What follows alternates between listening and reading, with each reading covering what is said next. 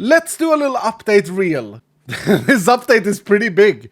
And no, it's not out for the public for a while yet. It's part of the part 2 15 update. Kind of feel the need to rename everything, so it's just update 16. But then I worry that people will get confused. We're going to read some patch notes. We're going to take a look at some new things. And quite a few things have changed as I'm standing on this beach. But here we go. We have been working on the update 15 part 2, which still does not have a release date. Okay, it is what it is. It doesn't have a release date yet. We're working on it. We don't have the main feature, which is going to be the challenge room updates. But we do have a bunch of other things. And yeah, we are releasing these in micro patches that we are not actually releasing. We're putting them on our early access servers for the Vault Hunter Patreons. And we are putting it on the Vault Hunter SMP, which is being streamed live on Twitch. This is what, I don't know, the third little micro patch we do. And it's not so micro, it's quite important. Here we go. Ladies and gentlemen and everyone else. This ought to be exciting. Let's get some good discussions. On YouTube down in the comments, on Twitch in the chat. On Reddit, sure, go ahead, it's fine. There are going to be nerfs here, there are going to be buffs, there are going to be complete changes. And so let's focus on the patch. First things first. I'm going to scroll in so we get like mega size. Gear durability adjustments. Adjustments were made to reduce the sources of reduced durability damage taken. This affects the chromatic powder trinket, the unbreakable expertise, as well as certain abilities having similar effect during their use. Those abilities had the secondary effect removed, and chromatic powder had its value reduced as well. Here we are talking about Archon, Quill, and Porcupine. They no longer reduce durability. I know that a lot of people are going to say no and be sad because you were probably cheesing the game and getting 100% durability reduction, but that's not how the game intended to work. Durability damage reduction is now also capped at 50%, which can be increased with the unbreakable expertise. So the unbreakable expertise has changed. We'll talk more about that in a little bit. Durability damage reduction can now appear as a gear modifier on shields exclusively. This was a comment that I saw someone mention a couple of weeks ago in the update discussion channel on the Vault Hunters official Discord. Thank you for taking part. And I think it's genius. I think it's very smart. So a new modifier exists called durability damage reduction. And yeah, you can roll it on shields. And so shield users will get that durability reduction as a bonus. Base durability rolls on all items have been increased by approximately 30% to alleviate the increased durability usage that changes to the unbreakable expertise cause. So the unbreakable expertise no longer give you a durability wear reduction. This is important. It previously gave you, with 5 expertise points spent, it gave you 30% reduction in durability damage taken. Instead of having that expertise, we have just assumed that everyone has capped it at 5 levels, and we have increased all the gear's base durability. So this is a buff, because at the very least you get 5 expertise points to do something else with. Focuses and wands have had their durability rolls reduced to account for the more damage avoiding playstyle. So there was a problem where wands and foci had the same durability as shields, which didn't make sense because you took a lot less hits if you play a mage build, for example. This will be closely monitored, of course, if the new values are correct, but they are a lot more fragile than a shield, which I think is a good sort of counterbalance to the mage style play. 5 expertise points saved, I like it. Yeah, no, I think this is good. I think this is something that most people, as long as they understand what I just said, I think this is a very very healthy thing, a very healthy way of looking at things. And so yeah, I'm excited about this. We've talked a lot about durability when we've been working with this, and I also really appreciate the input from the Vault Hunter Discord about the durability shield reduction modifier. I think it's genius. I think it's really good. There is this sentiment that you don't want to use thorns because you take too much damage on your gear, which obviously is a boring game mechanic, right? We don't like that. So we want to make sure that people that wear a shield feel like it has merit to do so. I think at this point in time, I think we can actually grab a shield in game and just take a look at this in game. I think it's always helpful.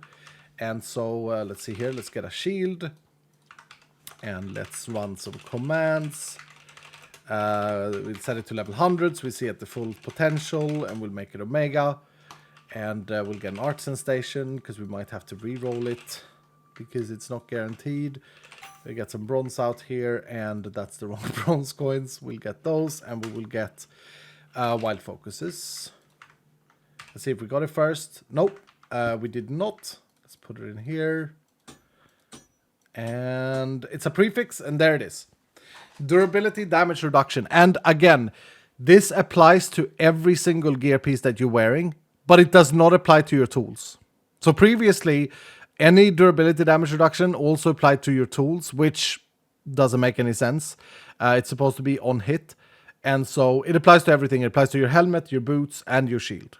Is it exclusive with any other prefix in some group? It's not. Back to some more batch noting. That's the durability base update. The next big thing is jewel and tool rework. Here we go. Here we go. Okay?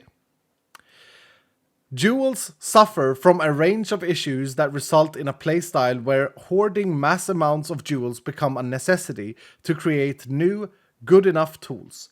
The changes aim to allow for more control around jewels, as well as lessening the pressure to hold on to so many jewels. Jewels themselves can no longer be found. Instead, jewel pouches can be found in vaults, the black market, and shopping pedestals, which may be opened akin to a card booster pack to show a selection of identified jewels and one random unidentified jewel to pick from.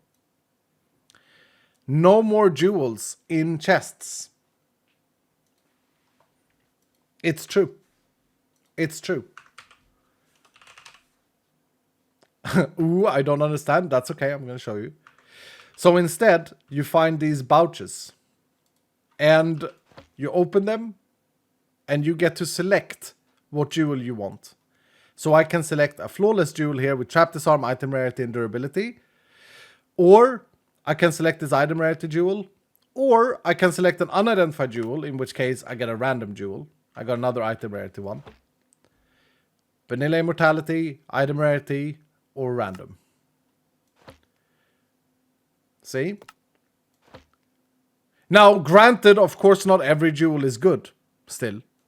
You know, sometimes you just low roll, and it is what it is. But there's the jewel pouch. And when you open it, it pokes out the jewels on the top like that. Very, very cool. We might color them to the jewels that's actually inside the pack. We'll see. Jewel pouches. Do, do, do, do, do, do, do, do, do. How rare are the pouches? They are about 1/8 of the rarity of a jewel today. So when you found 8 jewels, you'll find 1 pouch. No, probably 1/6. Yeah, I'll say 1/6 without looking at the maths. When you found 6 jewels, you'll find 1 pouch. Will they stack in backpack? We'll test this. Yeah, we'll test this. They stack in a backpack. Yeah, they stack in a backpack. We are not done with jewels. Okay? There is a lot to talk about. Jewels have a fixed size according to their rarity. Chipped, flawed, etc. The jewel cutting station is removed. Existing tables are still accessible and their contents can be safely taken out. However, the table itself has no more functionality and can no longer be crafted. The jewel crafting table takes its place and is crafted the same way as the cutting station. It allows for crafting chip jewels of any affinity, tool type, axing, shoveling, picking, as well as smelting, pulverizing, and hydrovoid. These modifiers can no longer appear on randomly rolled jewels and are now exclusively obtained through the jewel crafting table. Jeweler has changed to now grant 1 extra identified jewel when opening a jewel pouch. So let's take a look. Jewel crafting table. Looks the same as the cutting station. But inside, it's a crafter. And as you can see, you get to pick your affinities. And they have different costs, so the hydrovoid is quite expensive, while the basic ones are quite cheap. And there's no random size to these. I don't know if it's mentioned there, so we will just take a look at this together. And we need some silver scrap. Any and all crafted jewels in this affinity table are always size 8. Always size 8. There's no RNG involved.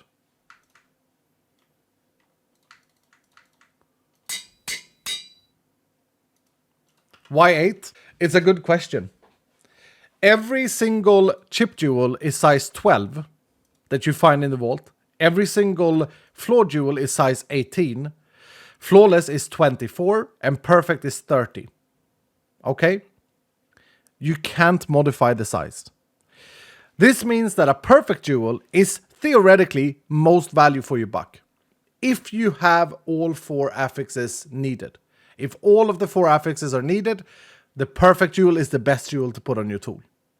However, if you want to stack mining speed, the same affix over and over again, chip jewels are best. There is a slight nerf potentially if you only kept perfect jewel at size 10. Yeah. No, that's true. If you were a min-maxer and you only kept size 10 perfect jewels on your tool, then yeah, it's a nerf. But also, do not forget that the jewel pouches that you find does not have the affinities. You will always find the roll ranges. So let's set myself to the vault level, set level 100.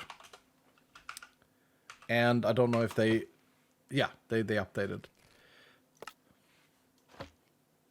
Yeah, so there we go. Now we get the big ranges right. 4.9% copiously, pretty nice. And there's only one value to look at. You don't need to look at size anymore. So if you're searching for copiously, you can just target select them. If you're searching for mining speed, you can just target select mining speed. Only one modifier per jewel, one modifier per chipped jewel. One modifier per chipped jewel. You can still get the multi, like this one, for example, but it's going to be size 18. So it's not size 24, it's size 18, which means that the higher rarity you go with your jewel, the more discount you get in the value, the more bang for bucks you get. Do legendary jewels still exist? They do. Yes, they do. With the same drop rate as before.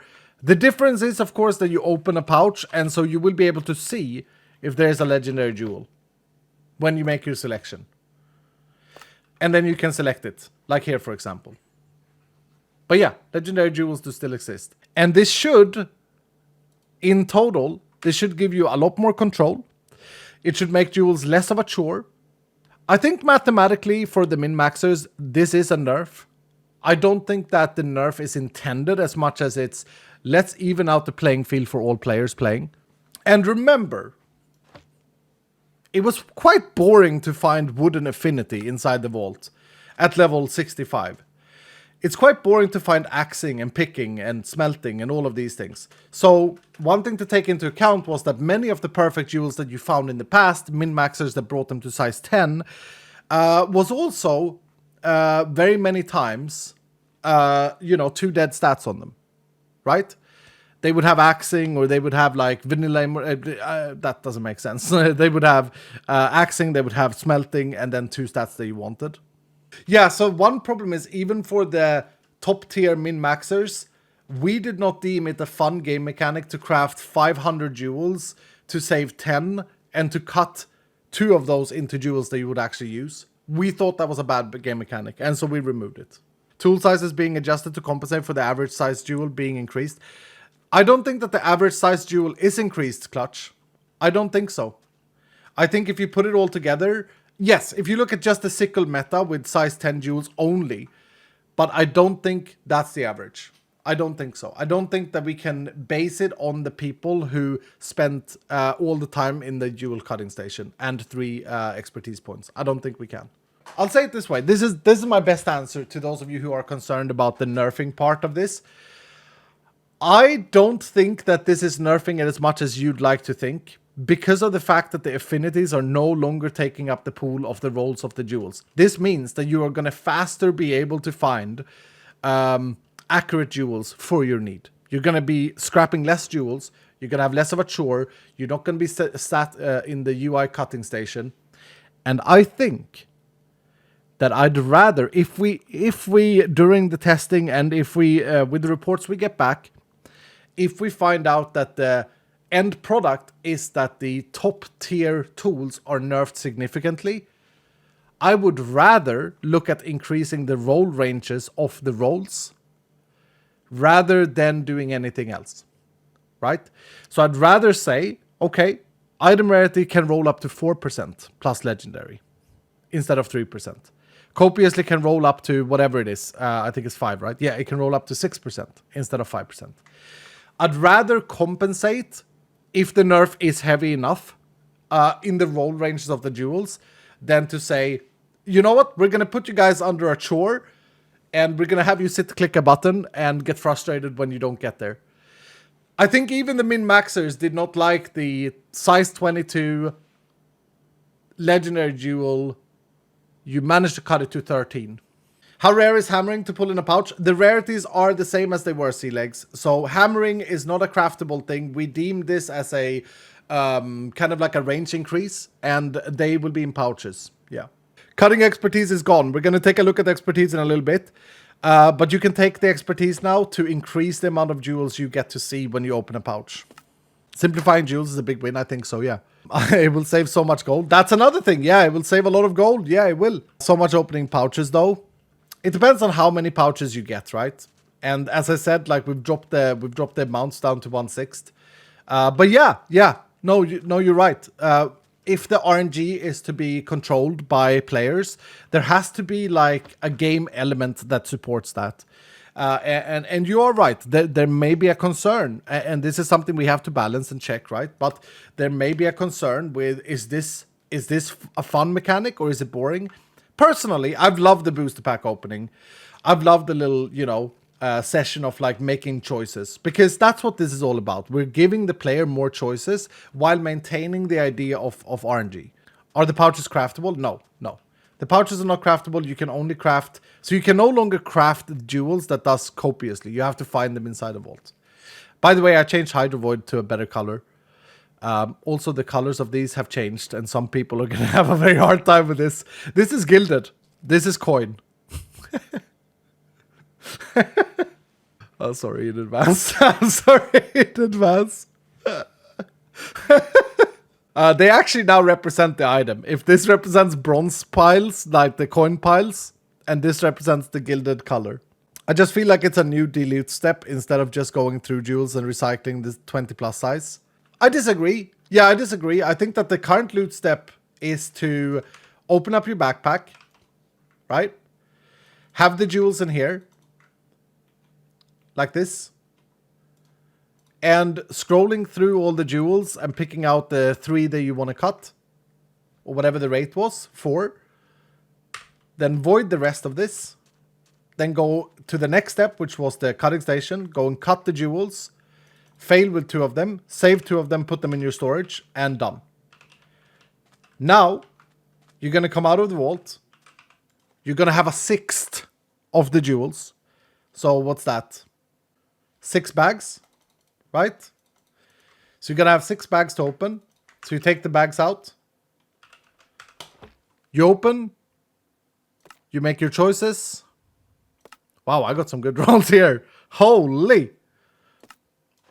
You don't need to look at size. Size doesn't matter.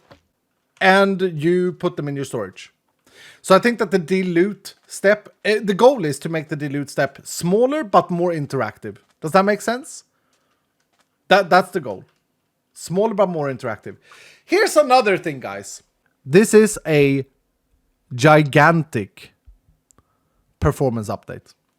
Because jewel data in loot tables and in completion crates were taking up a lot of data. The bags, the pouches rather, maybe we should change them to a bag. I don't know. Should we rename them to a jewel bag? Maybe. I don't know yet. But these have minimal data on them. Minimal data. So this is a massive performance upgrade in the backend. And finally, I'd like to say this. Remember when criticizing this feature, if you feel the need for criticizing it, I think it's brilliant. If you feel the need for criticizing it, remember this. You don't have all the context. We are not done with what jewels are supposed to be in this game. But we couldn't make the next step of jewels with the system we had.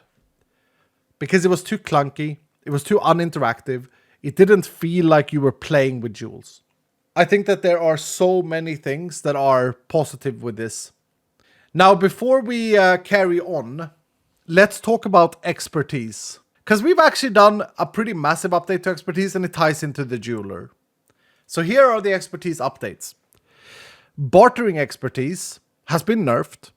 It now has 3 levels. It grants 15%, 30%, and 45% reduction in price.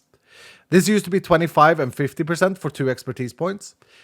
The reason this was important was because since we added the bartering expertise, we have added a lot of things to vendors, and we intend to continue to add things to vendors. We've also buffed vendors by adding rooms that have 5 shopping pedestals.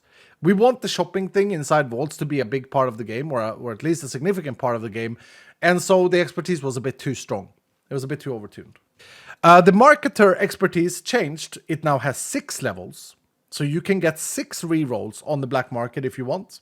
The lucky altar has been buffed. It now has 5 levels, so 2 new levels. You can actually get 40% and 50% chance of a lucky crystal. This change, I think, is very significant for the amount of players that do not want to play with the mods. They don't want to build farms. They just want to run vaults, but they're playing on a server where they're playing with normal crystal cost and not with the infinity mode. I think that this is very strong. Yeah, I think so. I think that this is a very good expertise now, and it's an interesting choice. It's like this. If you take your time of building farms and making everything automated, Lucky Altar is garbage, and so you can save the 5 skill points, right? But if you don't want to do that, you now have a way to compete with making vault crystals. Jewel expertise has been reworked. It now has 1 level, and it costs 2 expertise points. Taking this expertise gives the player an additional identified jewel in the jewel pouches. So we'll look at that in a second. And the final one is the unbreakable expertise got changed in accordance with the durability changes. So it instead increases the durability damage reduction cap per level. Here's the new jeweler. Gain an extra identified jewel roll in vault pouches. So if I take this, now when I open a jewel pouch, someone said, is there an expertise that increases the chance of the jewels? Yes, now you get 3 choices, which of course increases the chance of getting what you want. So that's what the new expertise does. I think that's very clean.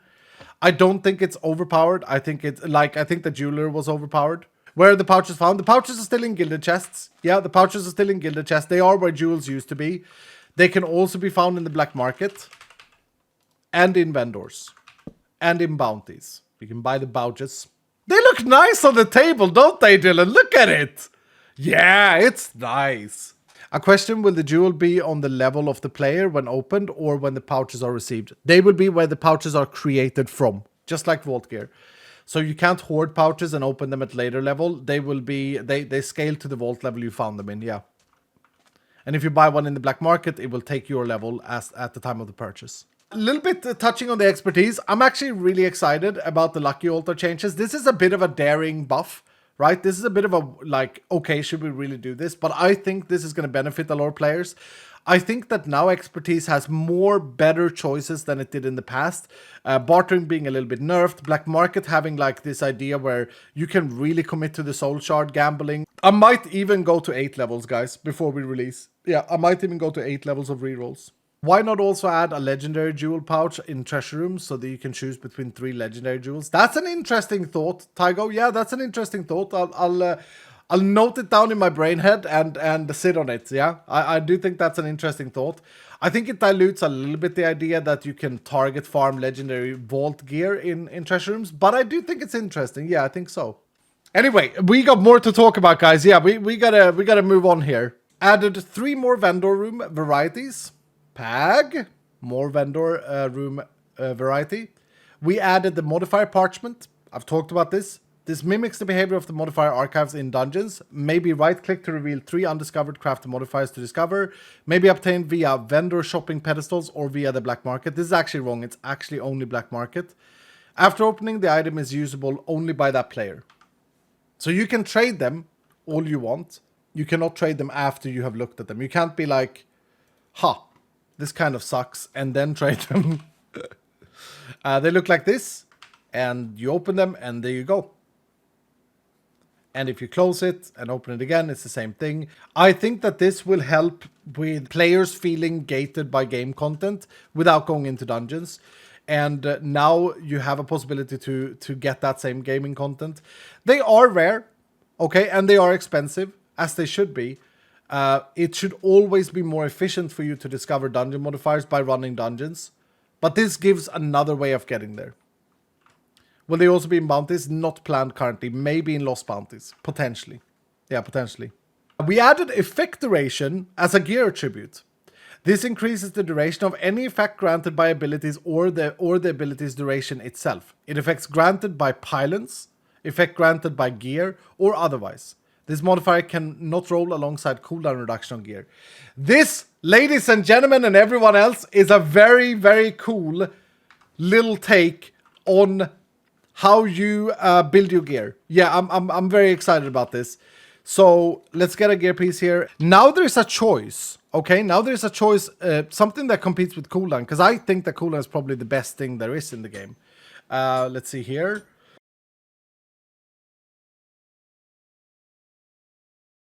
Let's make a chestplate level 100, and yeah, let's roll it up. Oh, this is exciting, guys. Yeah, this is exciting. Let's see here, and we got it actually there. Increased effect duration. There it is, and so the cool thing with this is that you can pair this instead of cooldown. It's going to increase the duration of Hunter. It's going to increase the duration of Storm Arrow. It's going to, you know, of Blizzard, and it's also going to increase the effect of Stun. So if you're a stun build, it increases the length the mobs are stunned. It also increases the Poison Nova duration, Ghost Walk, etc., etc., etc.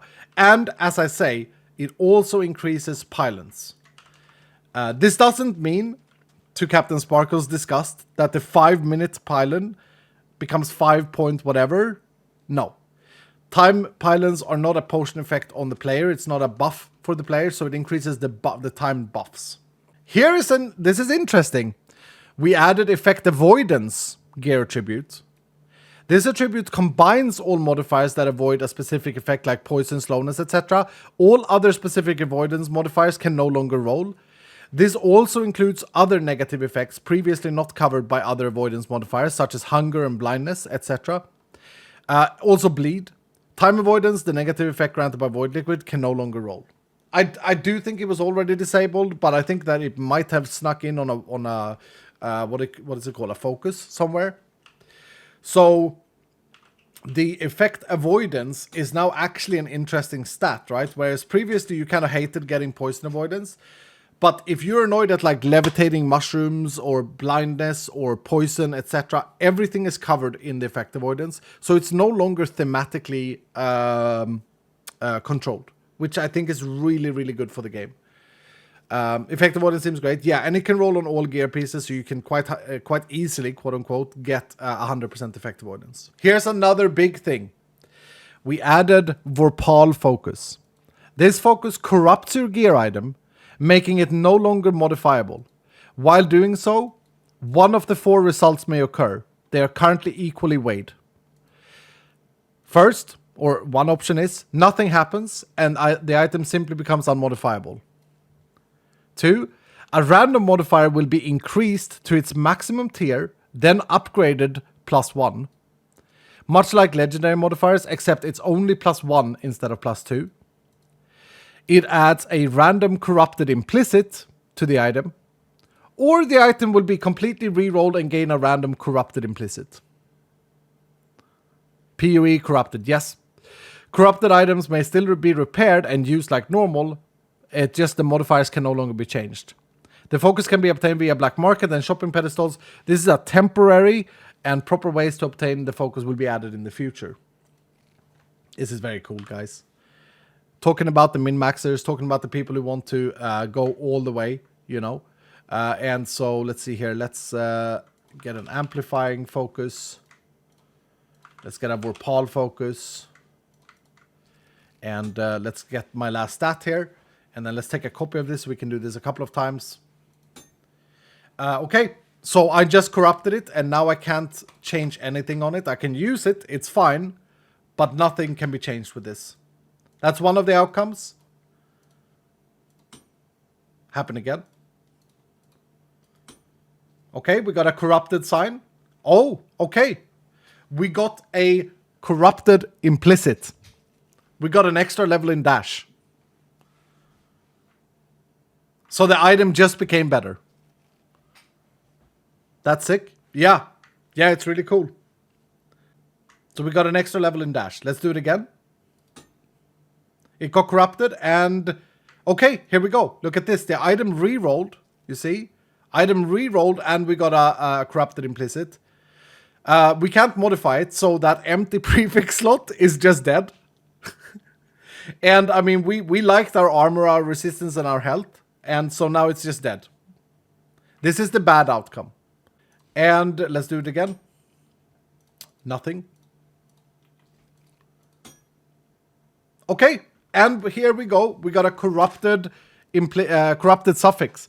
So it took our item rarity, which could only roll to 30%, and it improved it 1 tier. So not quite as good as a legendary, but, you know, still there. The corrupted implicits are so good. They can be if you hit the right skill. Corrupted implicits only, they can give you plus to any ability in the game, yeah. So you can get like +1 to Rampage, for example, on the corrupted implicit. Now, you can take this further, right? Let's get a legendary chestplate going here. And let's get the cryonic focus. Okay, we got healing efficiency. Let's add to this. Okay, oh, I would have liked this in the thing. Can we add an empowered chaotic focus? There we go. Pretty damn good chestplate. Maybe we do some fundamental changes to it, right?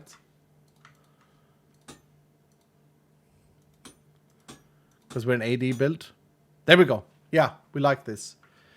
So at this point, let's take a copy. Let's freeze a modifier.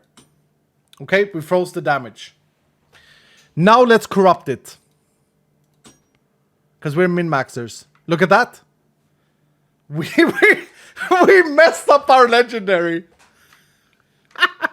It got worse. It got worse. Okay, let's do it again. Here we go. Okay, here we go. So we got a level in Poison Nova. We maintained our legendary one. So now the item is both corrupted and legendary. At the same time. There. Yeah, look at this. Look at what's happened here. Oh my goodness, look at this item. Okay, so here we go. We got another level in Scatter Javelin. We maintained our legendary. We froze our increased damage. And now this item is kind of insane. And that's the point of this system. You can get really insane items. OP or trash. Actually, I deem it be 3 good outcomes and 1 bad. If you think about it, right? So you have... Let's iterate through the different ones. So this is 1 good outcome. Okay? 1 good item, clearly. Outcome. Here we go. We got another good outcome, which is like we get a level in taunt. Yeah, we may not be using the skill, but we could also be using the skill. It could have said 1 level to taunt. It's still a good outcome. As in, if this is our base item, this is our start. This item is better than what it was, right? It's just buffed. It's got a level extra. And let's see here. This is also a good outcome.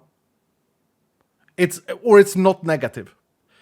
Because we were probably done with our item by the time we used the corrupting focus, right? So it's the same. The item is the same, it just can't be modified more. And then we have the really bad outcome, which is this one. It re-rolls our item. This is the bad outcome. Right here. And as I say, they're all the same weight. So there is no like cheeky, oh, we're trying to like punish you somewhere.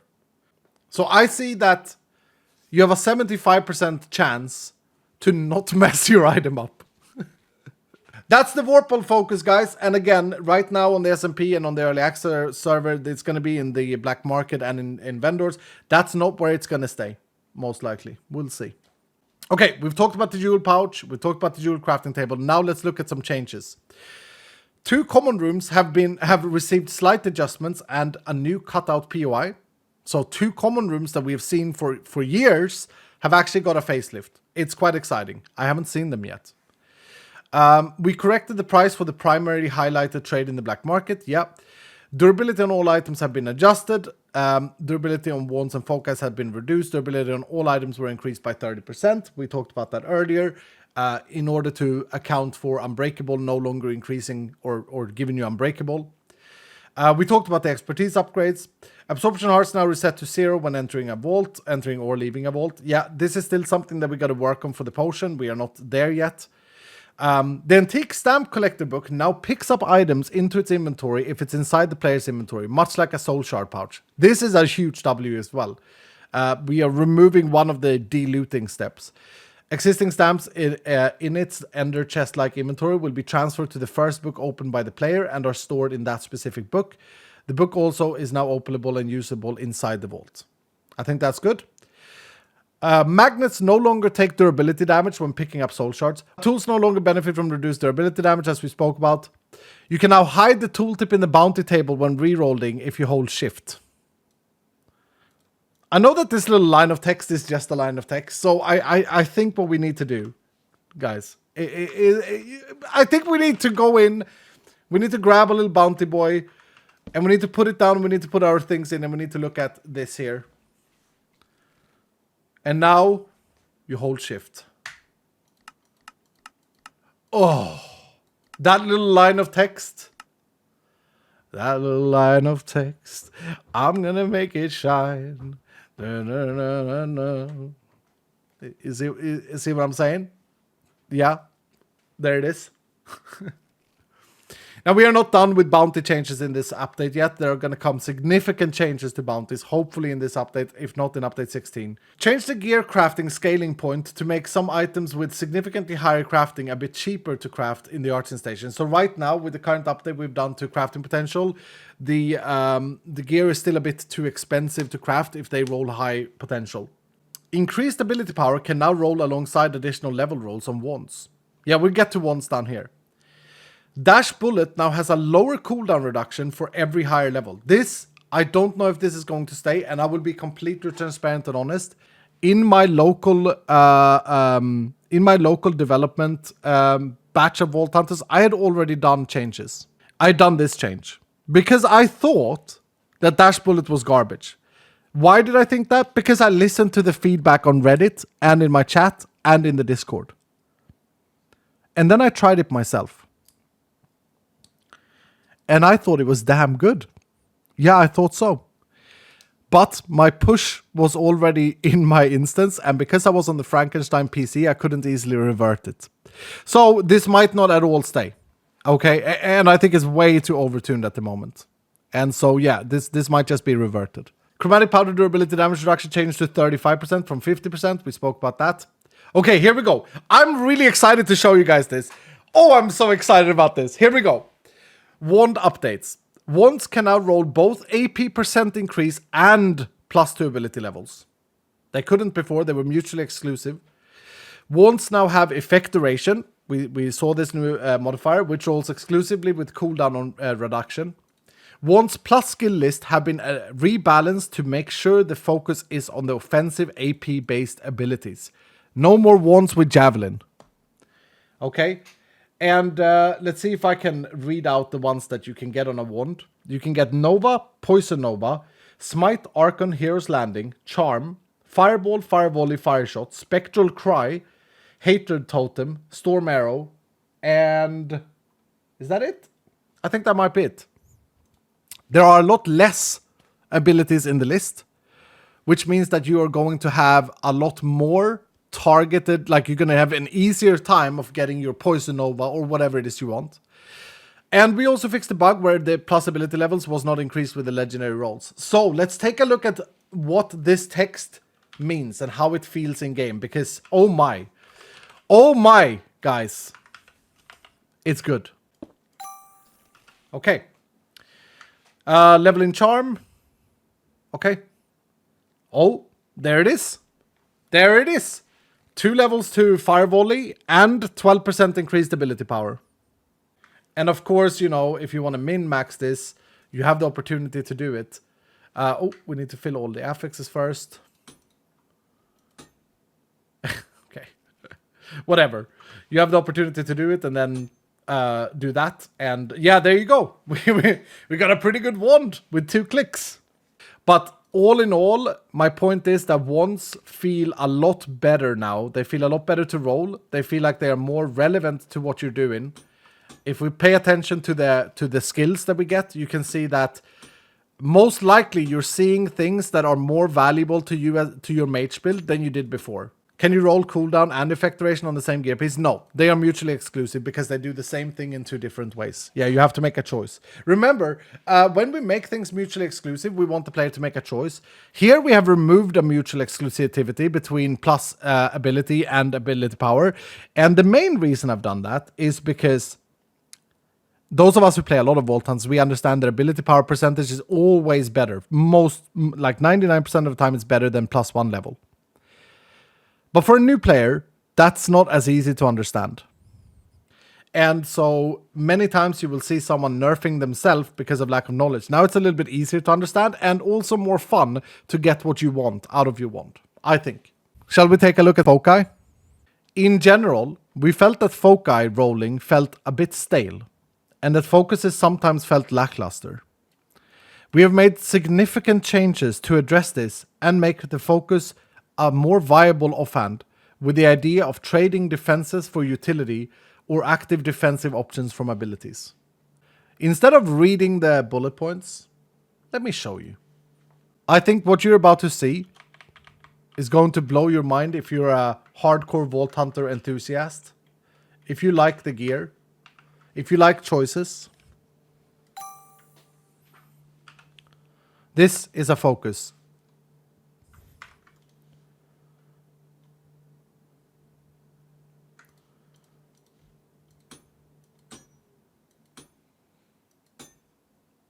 First of all, focuses can now roll. Focuses can once again roll cooldown reduction. They cannot roll effect duration, but they can roll cooldown reduction. And focuses can now have 3 different spells that they up. 3 different abilities. In fact, it's the only, except for soul quantity, it's the only prefix, so it is very likely, or you're at least going to have 2 of them if you have an Omega 1 like this. They can still roll mana regen, but again, they can roll cooldown. And the way we've done this is that we have separated abilities into categories. We have defensive abilities, utility-based abilities, and buff abilities. So you can, for example, get a focus that gives you plus to Frost Nova, plus to Dash, and plus to Battle Cry. Because they are 3 different groups. We have made these so that AD enjoyers and Javelin enjoyers mostly, as well as Rampage enjoyers, can, you can get Javelin Scatter and Rampage on the same one. And Fear, if you like Fear. Or Blizzard. Let's try and min-max the focus, shall we? Just a quick one. So you can see how insane they can become. Now, mind you, I still think this is balanced towards wands because they do not have Fireball. Okay, they don't have these other things that a mage would want. But this allows for a new type of player. This allows for an offensive AD build that doesn't want to use a shield. Okay, let's take this one. Yeah, let's say that we are an enjoyer of, we're running Vampiric and Javelin. With Lucky Hit and cooldown. That's good. Okay. Let's up that. Yeah. Okay. Let's see if we can freeze. Okay, we froze Ice Bolt. That's okay. Yeah. And let's corrupt it. It died. Let's do it again. Okay, we got a level of fear extra. Interesting. It died. It died. It died. It died. Well, no, it just, yeah. Oh, here we go. Here we go. Okay. So we got some extra lucky hit. I want to get the insane roll. Oh, there's a level of Vein Miner. So it does 4 different abilities. I mean, in theory, right? You can get an extra level of Vampiric up there, or an extra level of Ice Bolt or whatever. Like, in theory, you could get that. Yeah, there we go. So this focus now gives +2 to Ice Bolt and +2 to Vampiric. Lots of mana and no durability. Yep. Maybe we should have, Resilient Focus this before we started. But that's all part of the journey of making a gear piece that's really, really good, right? On the contrary, though, on the positive flip side, it has 7 repairs. That's pretty good. You can still repair a corrupted item, by the way. I think I said that earlier, but yeah, you can. Anyway, the level of depth with items just grew a lot with this.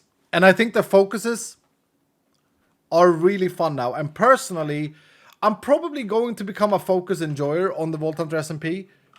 I think so. I think I might sacrifice my shield. But to just wrap the gear stuff up, as I said earlier, durability damage reduction can now roll on shields as a prefix, and they can only roll on shields.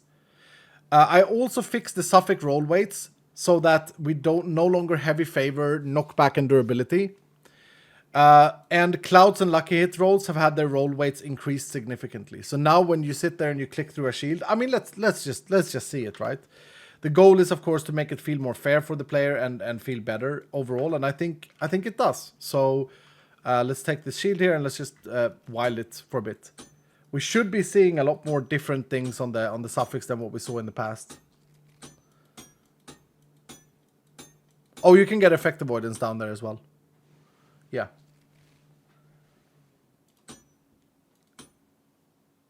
Oh, that's a good Thorns boy right there. That's a nice defensive Thorns build. Okay. Very interesting. Maybe you have the block chance there.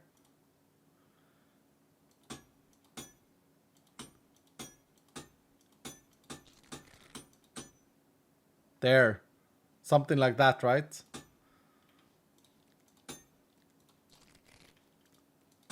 And see what happened now? Like, this doesn't... Okay, here we go. We got a little bit more resistance. Isn't this cool, guys? That's so nice. Yeah, I think that shields feel a lot better to roll as well. Corruption makes the gear unmodifiable. 25% chance to do nothing. 25% chance to add a bonus modifier. 25% chance to add a bonus and reroll the gear. And 25% chance to increase a modifier. Yep, that's what corrupted gear does. I don't think it's worth the risk for +2 resistance. And that's fair. Yeah, that's fair. I mean, we could have got something better, right? And Healing Cloud 4, for example, that's a much better cloud than Healing Cloud 3. No, but that's fair. What you're saying is correct. And I think that is the beauty of Vorpal focuses, right? The beauty of Vorpal focuses is that there are a certain type of player, me included, that are going to definitely use Vorpal focuses because you got Fire Shot on a shield. That's pretty cool. Because I think that there is an opportunity. We've failed like 4 times in a row now.